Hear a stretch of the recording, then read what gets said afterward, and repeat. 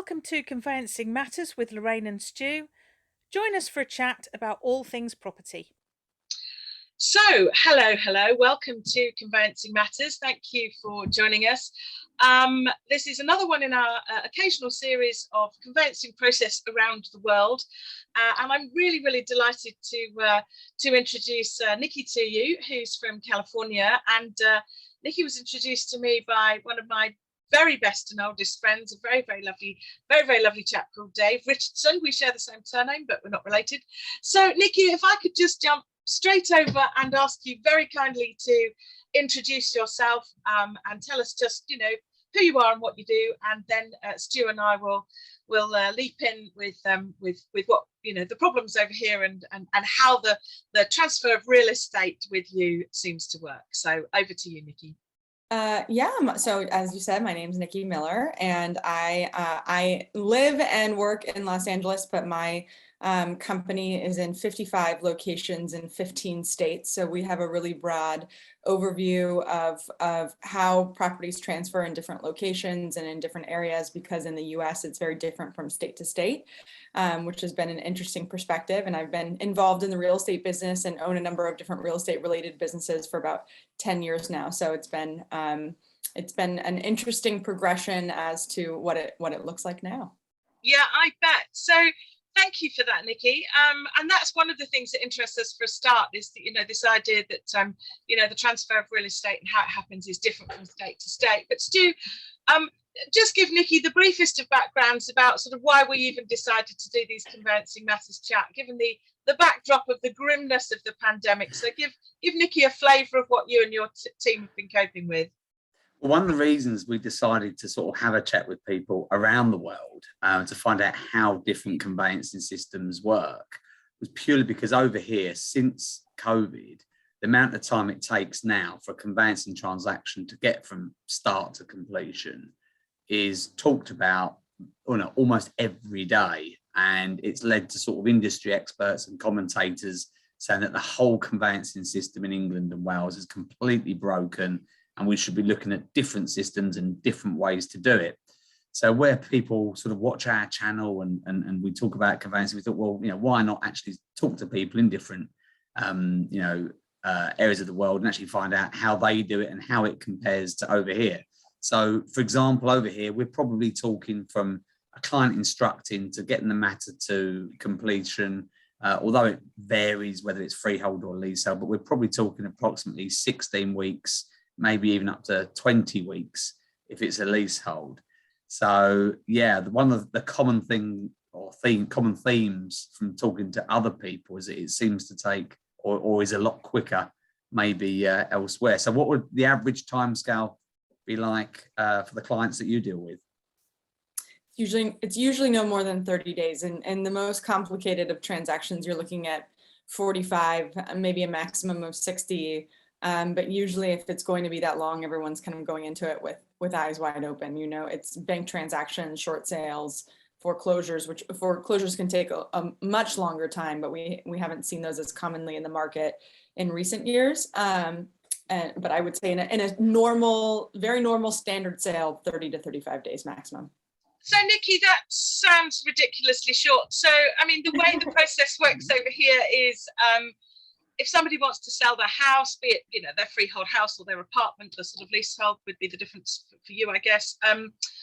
They will find an estate agent, I suppose a real estate agent for you. The estate agent will market it. The buyers will view. The buyers will basically do the deal and agree the price with the estate agent. And at that point, the conveyancing lawyer, the property lawyer is instructed, and that's when the legals start. And as I say, that's the bit that Stu's talking about, not the whole process, just a bit where the lawyers are involved. So, Nikki, just briefly explain if one of your clients decides they're going to put their house on the market, tomorrow, how does that work? What's the difference in terms, in California at least, between, the role of the estate agent and the role of the lawyer, if there is any difference? Well, that's what's different from state to state in the US. So in many states, lawyers aren't involved at all. The real estate agent does the entirety of the transaction. And we have what's called an escrow here. So there's a neutral third party that holds the escrow, who's the one who holds the money and does what we tell them to do by way of contract, right? However, there are states, there's a lot of the states in the East Coast, some states in Middle America that are what we call attorney states, meaning that it's agents who bring the transaction to the closing table, and it's the attorneys who actually facilitate the close. In California specifically, we are what's called an escrow state, meaning that the way that it would work is if you came to me and said you wanted to sell your home, we would have the exact same discussion that you just described. We just call it a real estate agent instead of an estate agent. And we have a conversation about how we're going to market it, how we're going to price it. And on average in the market right now, assuming a property is priced correctly, it's not staying on the market for any more than 7 to 10 days. And then after that is when you enter the escrow process. And from the time that you enter escrow to the end of escrow, assuming you don't have to get any new buyers in, assuming that buyer moves forward, you're usually looking at no more than 30 days. So I would say if it's a cash buyer, we can move even faster than that. That's typically a finance buyer. So cash buyers can move really as fast as they choose. I've had properties on the market for 48 hours and had them closed within 5 to 7 days before. So it can move very quickly. It just is dependent upon the terms of the contract. So at what point, Nikki, in that process do the buyer and seller become contractually bound to each other? At what point is, as I say, at what point are they contractually bound? Yeah. When are they not backing out? Yeah. So the cycle in California, at least, is this. So initially, after you guys have agreed upon your terms in the purchase agreement, which is what we call it, so the buyer submits their offer via the purchase agreement, and the seller has 3 choices. They can either reject it, they can accept it, or they can counter it. So after they've made one of those 3 choices, and the buyer and the seller come to terms, then from that point, the buyer is going to put in what we call an initial deposit. If you think about like an earnest money deposit, security deposit, any of the above, it's usually about 3% of the purchase price. And the reason it's 3% is because that's the maximum that they can withhold for liquidated damages in California. So they hold that in escrow, which is our neutral third party that the buyer and the seller and the agents hire in order to facilitate the finances and the actual transfer of the sale. And then in California, we have something called contingencies. And what's also unique in our state is that in some states, contingencies are removed passively, meaning that once the timeline is up, they're just gone and the buyer is locked in. But in California, they're removed actively, meaning they have to sign off on the contingency.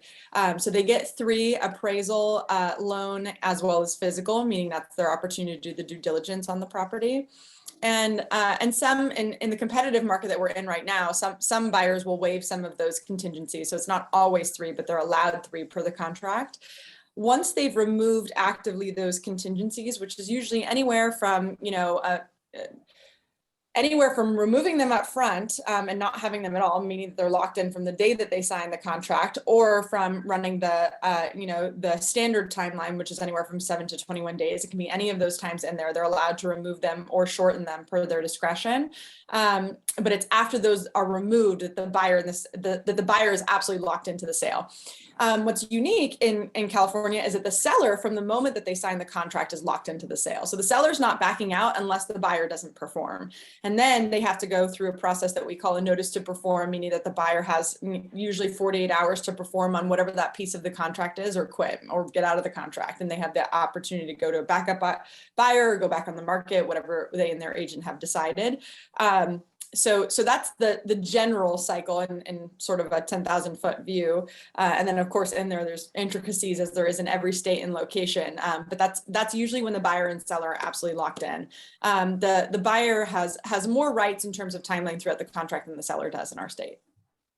Gosh, that it's interesting that you don't have property lawyers. Essentially, you don't have real estate lawyers, particularly. We do. Our hope is that the real estate lawyers don't have to get involved. If they do, it's usually a bad thing, right? So they tend to be litigators then, Nikki. Are your real estate lawyers essentially litigators who are there to step in and put something right? Because Stu and I are non-contentious lawyers. We're not litigators. As property lawyers, we deal with the title, we deal with the transfer of land, we deal with the money. Obviously, there's a So that's what escrow and agents do in our state. There are states that have attorneys who do exactly what you do. California is just not one of them. We are what's called an escrow state. We also in our state have brokers, which aren't attorneys, but they're sort of the oversight of the real estate agents, and they have minimum requirements in terms of experience and licenses and things of that nature. And they usually are the ones during a transaction to step in should there be a disagreement, and in order to help come to some type of agreement between both sides. And then if you can't come to an agreement and something were to go sideways, then you're moving on to either arbitration or mediation or litigation, or hopefully none, right? It's not so often that's coming up for us, and yet that's where an attorney in our state would get involved. They don't handle the transfer of title here. Stu, tell Nikki about in brief about the pain of money laundering checks, because I'm interested to know what how that's handled over there, because money laundering. Yeah, of course. Yeah. So, one of the things that really affects us is the volume of work that we have to do, before the clients are contracting, and particularly in recent years. But what's burdened us for a while now is the level of due diligence that we have to do on the client to identify them, and also their source of funds. And that job in particular now is becoming so big and large, especially where our clients might be getting, a gift from their parents to help them purchase. All of a sudden, we could be checking 3-4 people in the transaction, to make sure they are who they say they are, whether they've got capacity to sell. And of course, if they're buying, where their money is actually originating from. And it's a real burden for us. It can take weeks and weeks just to do that part of it. Mm-hmm. Yeah, so here the lender deals with that. So it's the lender that's lending the money, and they are the ones that do the due diligence and the underwriting on the client. So it's typically them, because they're responsible for the financing of it. So it's in their best interest to underwrite that client. We call it underwriting. I always laugh when I hear people from country to country, especially it changes the terms that you use for things, because like in the US, money laundering is not a good thing. And for you guys, it's what we call the due diligence, right? So due diligence is what the lender is doing. And they're really not, they're a party to the transaction in the sense that they're the ones that fund the transaction, but they don't get very involved in the real estate side. They have disclosures, of course, that they require. They require title insurance. They require proof of, the purchase agreement. They require obviously underwriting if there's an HOA, or if there's, they get, all the information on title on the asset itself.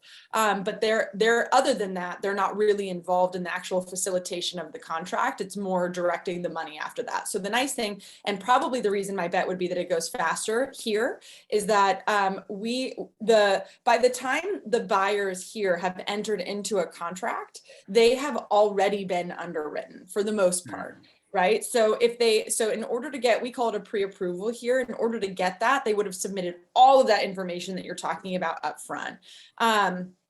And then during the escrow process is when the bank is making their final decision about whether they're comfortable lending with someone, right? So if they're getting a gift and they require additional information, they might ask for it during that point, but that's prior to the buyer removing those contingencies. And they do have the option to do all of that upfront, such that they're fully approved for the loan, and that all the lender needs in order for them to say, yes, we will absolutely give you this money, is to get a purchase agreement. And then here we have a clause where it has to be appraised by another neutral third party that basically comes out and says, hey, this property is in fact worth what you're saying it's worth. So assuming that those two things can happen, that process looks a little bit faster here. That's really interesting, Nikki, because I can't help thinking time and time again over here, what property lawyers have done over a number of years, to be quite fair, is we've got indemnity insurance in place. So if something goes wrong and either our buyer client or our lender client, because we act for the buyer's lender as well in most conveyancing transactions, it's always the solicitor, it's always the conveyancer carrying the can, because we've got indemnity insurance. And what I find interesting about the discussions we're having with people globally is that a lot of the lenders are international lenders. You'll have heard of HSBC, you'll have heard of NatWest, you'll have heard of Barclays. They might not be lending on properties in California every day, but they'll be involved somewhere. Yeah, they're big players. Exactly. So in other jurisdictions, lenders seem willing to kind of take on the due diligence in relation to the client and the money to make sure that the funds are clean. Over here, the solicitors and conveyancers just appear to have gone, no, it's fine. No, we'll do it. We'll take on all that liability. And I find that really extraordinary, because if all of that stuff that you've just described, Nikki, was done before Stu and I got involved, absolutely happy days. That would cut a month, 6 weeks probably off the time definitely. we were involved, without any shadow of a doubt. I always say it's funny because real estate is one of the most frequently innovated businesses, and yet it's also one of the oldest businesses, right? It's an industry that's been around for thousands of years, and it's slow to change, quick to try and slow to change, as I say, right? They're quick to try new things and slow to actually change processes. And the challenge is that I can speak for California specifically because that's where I'm interacting on a day-to-day basis with the real estate process. If one small change happens, and like we, for example, just redid the purchase agreement in our state, which everyone was up in arms about. Like it was just an absolute, like, I thought there was going to be riots. It was really ugly.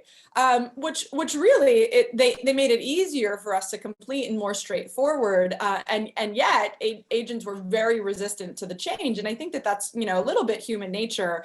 And add on top of that, human nature in a business that is very, very old, right? That identified processes, a long time ago, well before any of us were involved in this game. And then getting those to change would require a number of different people to change their processes. It's just not fast, right? Like that's really what it comes down to. It's not quick to change.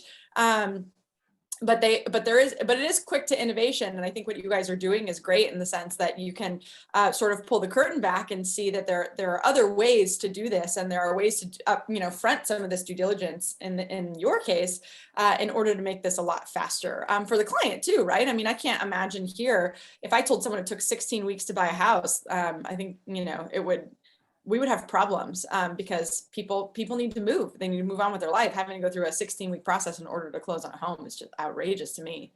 Well, to be fair, it's something that Stu has to deal with his clients pretty much every day, don't you, Stu?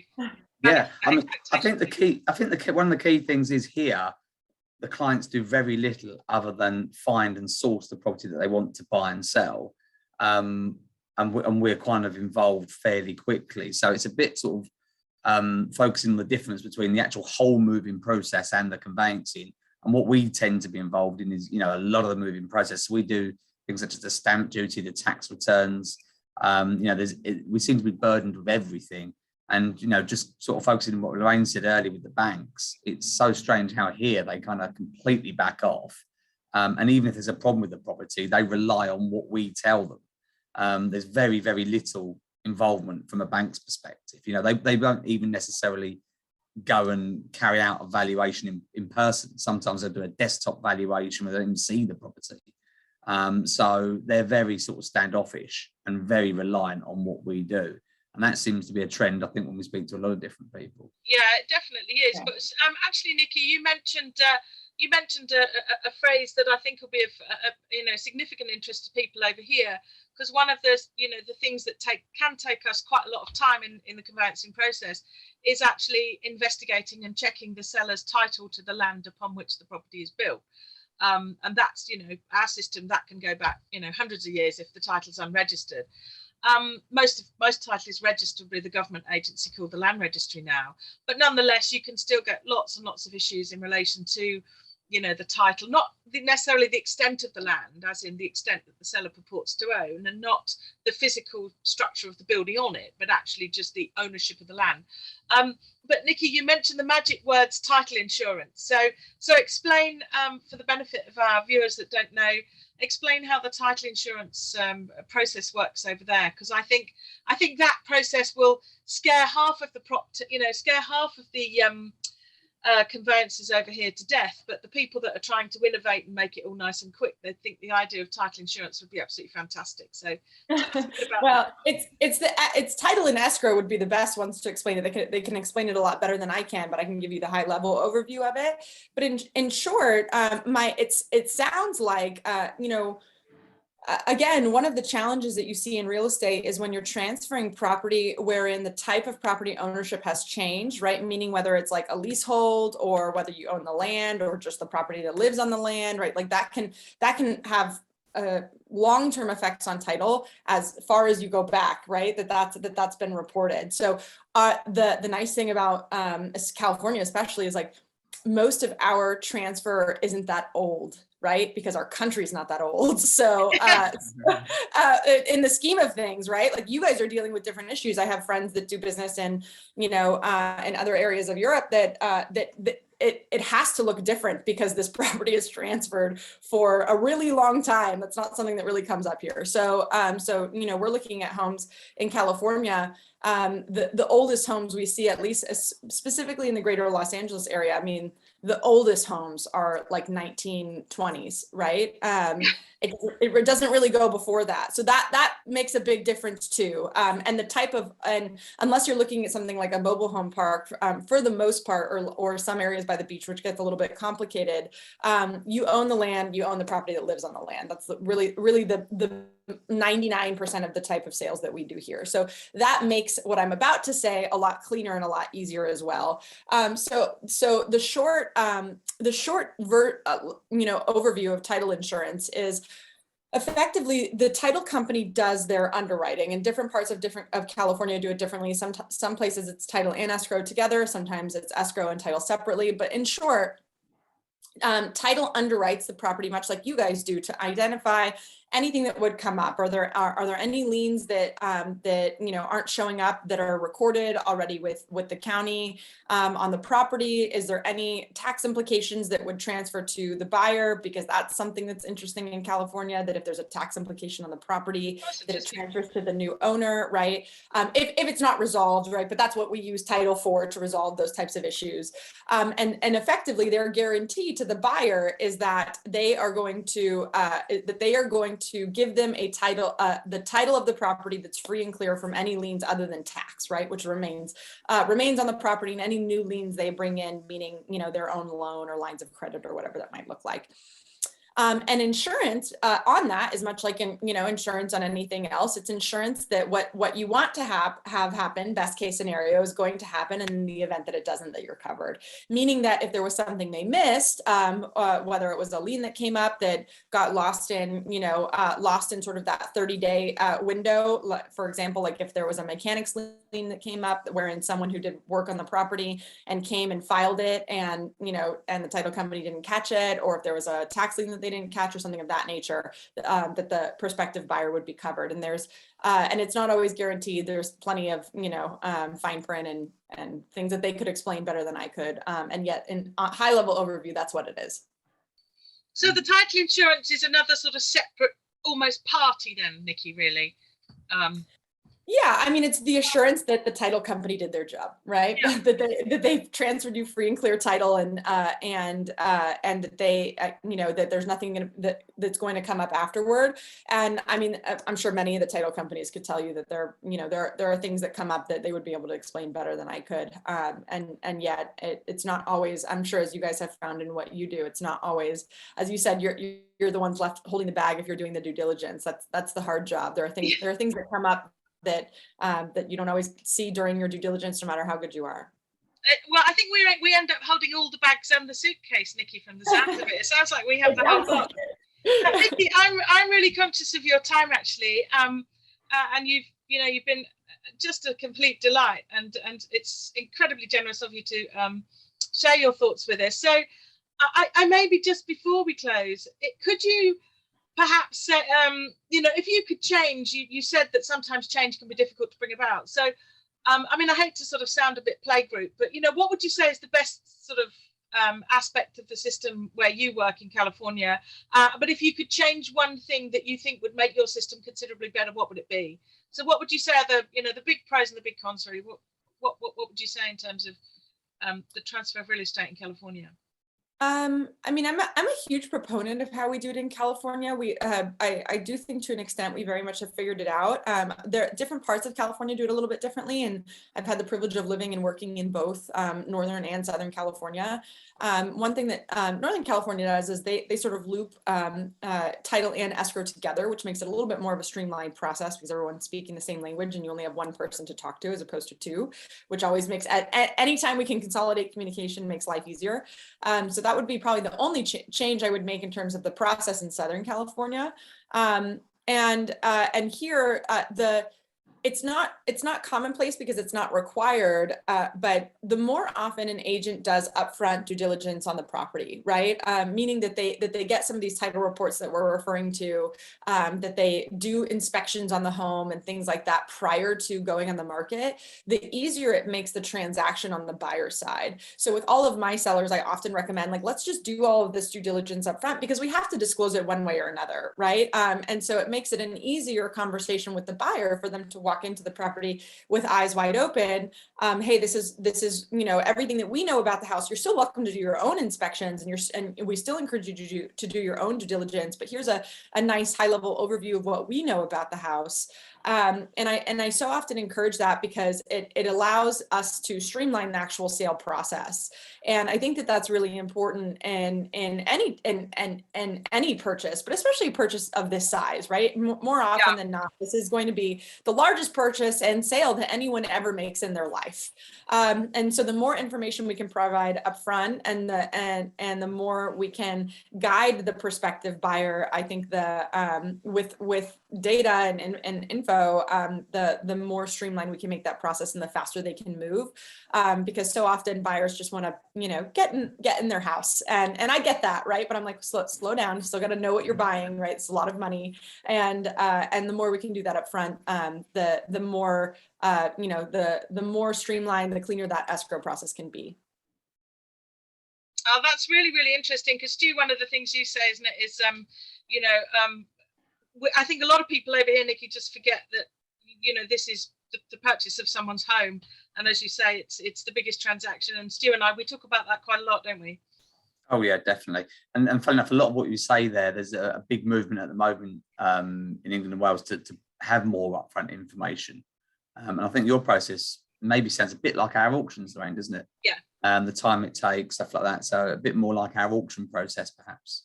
Yeah, I mean, in California right now, I do feel like it's an auction process. It's like there's only one home to sell and one buyer to buy, and yet we're getting, 10, 15, 20 offers per home. So it feels like that very much so. And yeah, I definitely believe that, I think sometimes people forget and don't take care in the fact that this is going to be someone's home and it's a huge purchase and a huge decision.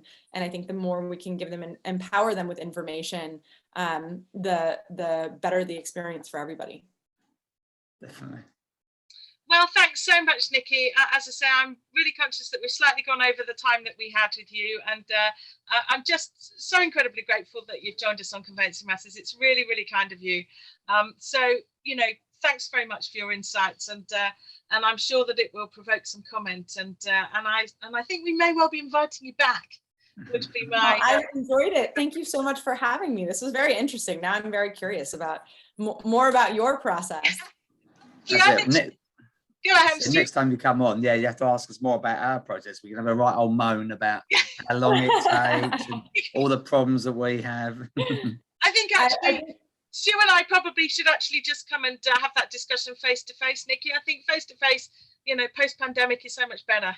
Yes, come to California. We'd love to have you. I know you have friends here. Yeah, absolutely. Well, I shall definitely be telling Dave, as I say, it was very kind of him to find you. So I'm really grateful to him as well. So I hope he watches too. So well, thank you so much for having me. I really appreciate it. No, not at all, Nikki. Just a delight to meet you. So thanks ever so much. See ya. Take care. See you, Nikki. Thanks. Bye.